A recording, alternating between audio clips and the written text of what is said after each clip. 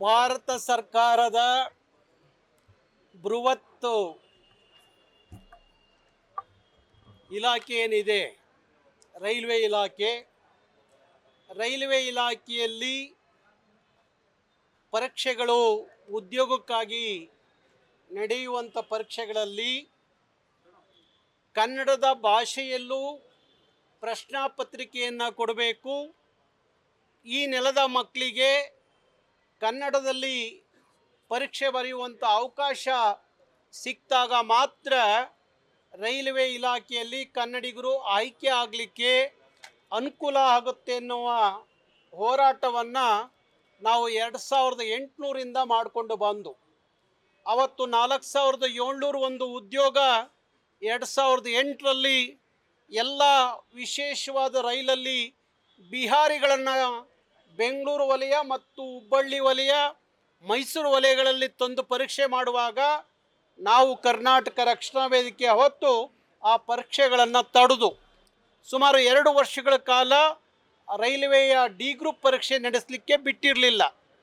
ಅದಾದ ಮೇಲೆ ಮಮತಾ ಬ್ಯಾನರ್ಜಿ ಕೇಂದ್ರದಲ್ಲಿ ರೈಲ್ವೆ ಸಚಿವರಾದ ಮೇಲೆ ಅವರು ಕರ್ನಾಟಕದ 4700 ಒಂದು ಉದ್ಯೋಗ ವಿಚಾರದಲ್ಲಿ ಯಾಕೆ ಪರೀಕ್ಷೆ ಮಾಡಲಿಕ್ಕೆ ಆಗ್ತಾ ಇಲ್ಲ ಅಂದಾಗ ಅಲ್ಲಿ ಅಧಿಕಾರಿಗಳು ಹೇಳ್ತಾರೆ, ಕರ್ನಾಟಕದಲ್ಲಿ KRV ಕರ್ನಾಟಕ ರಕ್ಷಣಾ ವೇದಿಕೆ ಯಾವುದೇ ರೈಲ್ವೆ ಪರೀಕ್ಷೆಗಳನ್ನು ಮಾಡಲಿಕ್ಕೆ ಬಿಟ್ಟಿಲ್ಲ.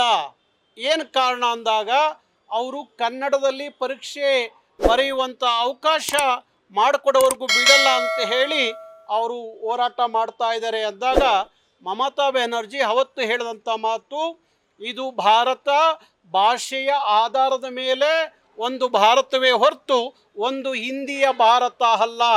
ಹಾಗಾಗಿ ರೈಲ್ವೆ ಇಲಾಖೆಯ ಎಲ್ಲ ಪರೀಕ್ಷೆಗಳಲ್ಲಿ ಇನ್ಮೇಲೆ ಆ ರಾಜ್ಯ ಭಾಷೆಯಲ್ಲೂ ಪರೀಕ್ಷೆ ಬರೀಲಿಕ್ಕೆ ಅವಕಾಶ ಕೊಡಬೇಕು ಅನ್ನುವ ಆದೇಶವನ್ನು ಅವತ್ತು ಅವ್ರು ಮಾಡಿದರು.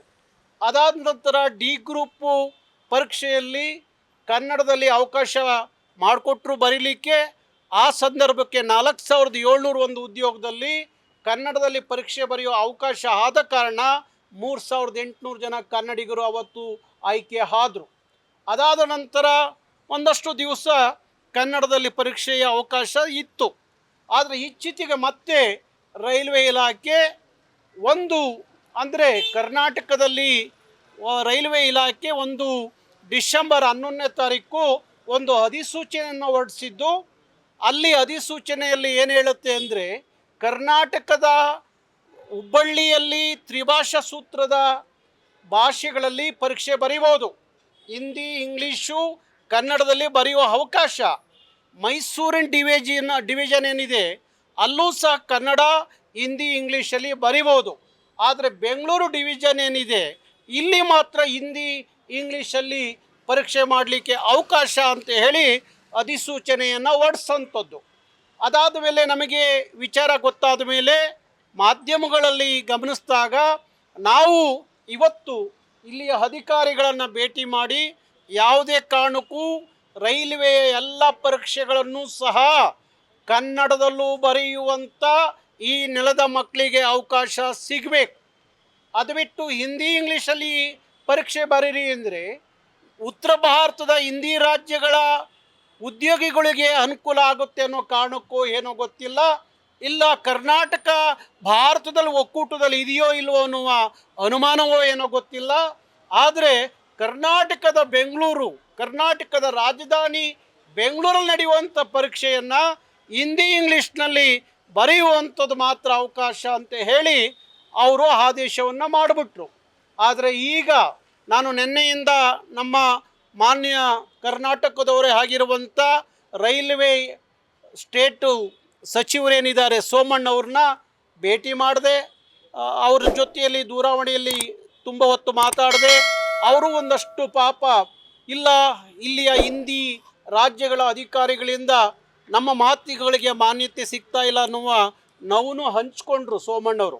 ಅದಾದ ಮೇಲೆ ನಾನು ಕೆಲವು MP ಗಳ ಜೊತೆಯಲ್ಲಿ ಮಾತಾಡಿದೆ. ನೀವೆಲ್ಲ ಸೋಮಣ್ಣವರ ಜೊತೆಯಲ್ಲಿ ನಿಂತ್ಕೊಂಡು ಏನು ಡಿಸೆಂಬರು 11ನೇ ತಾರೀಕು ಅಧಿಸೂಚನೆ ಏನಾಗಿದೆ ಅದನ್ನು ವಾಪಸ್ ಪಡಿಬೇಕು, ಕನ್ನಡದಲ್ಲೂ ಬರೀಲಿಕ್ಕೆ ಅವಕಾಶ ಕೊಡಬೇಕು ಅಂದಾಗ ಆಯಿತು ಅಂತೇಳಿ ಇವತ್ತು ಬೆಳಗ್ಗೆ ಹೋಗಿ ರೈಲ್ವೆ ಸಚಿವರಾಗಿರುವಂಥ ಅಶ್ವಿನಿ ವೈಷ್ಣವಿ ಅನ್ನೋರನ್ನ ಭೇಟಿ ಮಾಡಿದ್ದಾರೆ. ಆ ನಿಯೋಗದಲ್ಲಿ ಸೋಮಣ್ಣನ ಜೊತೆಯಲ್ಲಿ ಕರ್ನಾಟಕದ ಅನೇಕ MP ಗಳು ಸಹ ಹೋಗಿದ್ದರು ಅನ್ನೋದು ನನಗೆ ಮಾಹಿತಿ ಸಿಕ್ತಂಥದ್ದು. ಅದಾದ ನಂತರ ಈಗ ಅಧಿಸೂಚನೆ ಬಂದಿದೆ, ಎಲ್ಲ ಭಾಷೆಗಳಲ್ಲಿ ಪರೀಕ್ಷೆ ಬರೆಯುವ ಅವಕಾಶ ಇದೆ ಅಂತ ಹೇಳಿ ಆ ಅಧಿಸೂಚನೆಯನ್ನು ಇವತ್ತು ಈಗ ಇಲ್ಲಿಯ ಅಧಿಕಾರಿಗಳು ನನ್ನ ಗಮನಕ್ಕೆ ತಂದಂಥದ್ದು, ಆ ಅಧಿಸೂಚನೆಯನ್ನು ತೋರಿಸ್ತಂಥದ್ದು. ಅದು ಒಂದು ಕಡೆ ಆದರೆ, ಇನ್ನೊಂದು ಕಡೆ ಏನಾಗಿದೆ ಅಂದರೆ, ರೈಲ್ವೆ ಇಲಾಖೆಯಲ್ಲಿ ಕೆಲಸ ಮಾಡುವಂಥ ನೌಕರಿ ಮಾಡುವಂಥ ಜನರಿಗೆ ಒಂದು ಪರೀಕ್ಷೆ ನಡೆಯುತ್ತೆ. ಇಲ್ಲಿ ರೈಲ್ವೆ ಇಲಾಖೆಯಲ್ಲಿ ಪ್ರಮೋಷನ್ಗೋಸ್ಕರ ಒಂದು ಪರೀಕ್ಷೆ ಕೊಡ್ತಾರೆ. ಪ್ರಮೋಷನ್ಗೆ ಪರೀಕ್ಷೆ ಕೊಡುವಾಗ ಏನು ಮಾಡ್ತಾರೆ, ಅಲ್ಲೂ ಸಹ ಕನ್ನಡದಲ್ಲಿ ಪರೀಕ್ಷೆ ಬರೆಯುವಂಥ ಅವಕಾಶ ಸಿಗಲ್ಲ. ಕೇವಲ ಹಿಂದಿ ಇಂಗ್ಲೀಷ್ನಲ್ಲಿ ಪರೀಕ್ಷೆ ಬರೆದ್ರೆ ಮಾತ್ರ ನಿಮಗೆ ಪ್ರಮೋಷನ್ಸ್ ಕೊಡ್ತೀವಿ ಅಂತ ಹೇಳಿ ಆ ಪರೀಕ್ಷೆ ಮಾಡ್ತಾರೆ. ನಿನ್ನೆ ನನಗೆ ಕರ್ನಾಟಕದ ಅನೇಕ ರೈಲ್ವೆ ಇಲಾಖೆಯಲ್ಲಿ ಕೆಲಸ ಮಾಡುವಂಥ ಕನ್ನಡಿಗರು ನನ್ನ ಭೇಟಿ ಮಾಡಿದ್ರು. ಆ ನಿಯೋಗ ಅವರ ಬೇಡಿಕೆಯನ್ನು ಸಹ ನಾನೀಗ ಗಮನಕ್ಕೆ ತಂದಿದ್ದೀನಿ. ನೀವು ಕೇವಲ ಹಿಂದಿಯಲ್ಲಿ ನೀವು ಪರೀಕ್ಷೆ ಮಾಡಿ ಪ್ರಮೋಷನ್ ಕೊಡೋದಾದರೆ, ಹಿಂದಿ ಇಂಗ್ಲೀಷ್ ಗೊತ್ತಿಲ್ಲದಂಥ ಕನ್ನಡಿಗರು ಹಾಗಾದರೆ ಪರೀಕ್ಷೆ ಬರೆದು ಪ್ರಮೋಷನ್ ತಗೋಬಾರ್ದವ. ಆದರೆ ಇದರ ಹುನ್ನಾರ ಏನು? ಬರೀ ಹಿಂದಿ ರಾಜ್ಯಗಳಿಂದ ಬಂದವರಿಗೆ ಮಾತ್ರ ಪ್ರಮೋಷನ್ ಸಿಗಬೇಕಾ? ಕರ್ನಾಟಕದ ಕನ್ನಡವನ್ನು ನಂಬ್ಕೊಂಡಿರುವಂಥ ಮಕ್ಕಳಿಗೆ ಪ್ರಮೋಷನ್ ಯಾಕೆ ಕೊಡಬಾರ್ದು? ಅದನ್ನೂ ಸಹ ಕನ್ನಡದಲ್ಲಿ ಬರೀಬೇಕು. ಅಲ್ಲಿವರೆಗೂ ನೀವು ಯಾವುದೇ ಪರೀಕ್ಷೆಗಳನ್ನು ನಡೆಸಬಾರ್ದು ಅಂತ ಹೇಳಿ ಅವರಿಗೆ ಮನವರಿಕೆ ಮಾಡಿಕೊಟ್ಟಿದ್ದೀನಿ. ಅದನ್ನು ಸಹ ರೈಲ್ವೆ ಬೋರ್ಡಿಗೆ ನಾನು ಇವತ್ತೇ ಕಳಿಸ್ತೀನಿ ಅಂತ ಹೇಳಿ ಅಧಿಕಾರಿಗಳು ಹೇಳಿದ್ದಾರೆ. ನೀವು ಕನ್ನಡದಲ್ಲೂ ಪರೀಕ್ಷೆ ಬರೆಯುವ ಅವಕಾಶ ಸಿಗೋವರೆಗೂ ಯಾವುದೇ ಪರೀಕ್ಷೆಗಳನ್ನು ಕರ್ನಾಟಕದಲ್ಲಿ ನಡೆಸಲಿಕ್ಕೆ ನಾವು ಬಿಡಲ್ಲ ಅನ್ನುವ ಅವರಿಗೆ ಮನವರಿಕೆ ಮಾಡಿ ಈಗ ಮನವಿಯನ್ನು ಸಲ್ಲಿಸಿದ್ದೀವಿ. ಅದನ್ನು ಒಪ್ಕೊಂಡಿದ್ದಾರೆ. ಕೇಂದ್ರ ರೈಲ್ವೆ ಸಚಿವರಿಗೆ ಮತ್ತು ರೈಲ್ವೆ ಬೋರ್ಡಿಗೆ ನಿಮ್ಮ ಮನವಿಯನ್ನು ಕಳಿಸ್ತೀವಿ. ಹಾಗೆ ನಾನೂ ಸಹ ಮತ್ತೊಮ್ಮೆ ನಮ್ಮ ಎಲ್ಲ ಲೋಕಸಭಾ ಸದಸ್ಯರೇನಿದ್ದಾರೆ, ಸಂಸದರೇನಿದ್ದಾರೆ, ಅವ್ರ ಜೊತೆಯಲ್ಲಿ ಮಾತಾಡಿ ಅಲ್ಲೂ ಸಹ ಅದು ಕನ್ನಡದಲ್ಲಿ ಆಗೋ ರೀತಿಯಲ್ಲಿ ಅವರ ಗಮನ ಸೆಳೆಯುವಂಥ ಕೆಲಸವನ್ನು ಮಾಡ್ತೀನಿ.